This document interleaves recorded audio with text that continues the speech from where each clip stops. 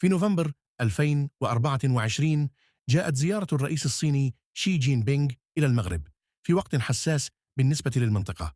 الزيارة كانت بمثابة خطوة استراتيجية لتعزيز العلاقات الاقتصادية بين المغرب والصين، لا سيما في مجالات البنية التحتية والتجارة. ومع ذلك فإن لهذه الزيارة تأثيرات قد تكون سلبية على الجزائر التي تعتبر المنافس الإقليمي للمغرب، وكذلك على قضية الصحراء المغربية.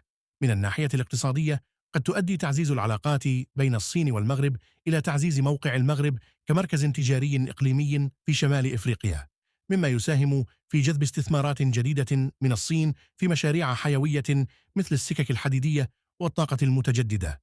الجزائر التي تعتبر نفسها لاعبا رئيسيا في المنطقة قد تشعر بتهديد من هذا التعاون المتنامي بين المغرب والصين، خاصة في ظل المنافسة الاقتصادية المستمرة بين البلدين. هذا التعاون قد يضعف وضع الجزائر الاقتصادي في المنطقة، حيث تجد نفسها في مواجهة مصالح اقتصادية صينية متزايدة في المغرب، وهو ما يعزز قدرة المغرب على جذب الاستثمارات الصينية على حساب الجزائر. أما على الصعيد السياسي فإن هذه الزيارة تعزز من موقف المغرب على الساحة الدولية، وخاصة في قضية الصحراء المغربية.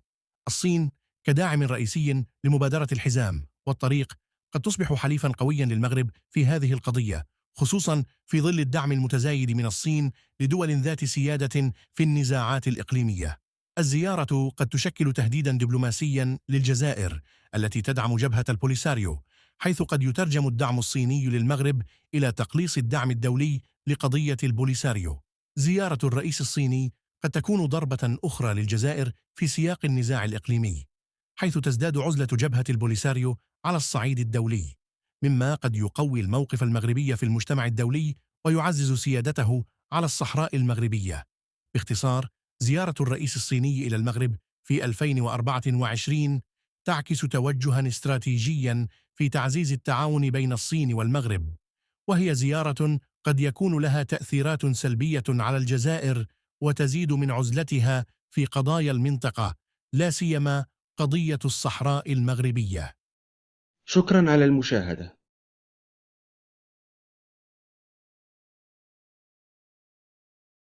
إلى اللقاء.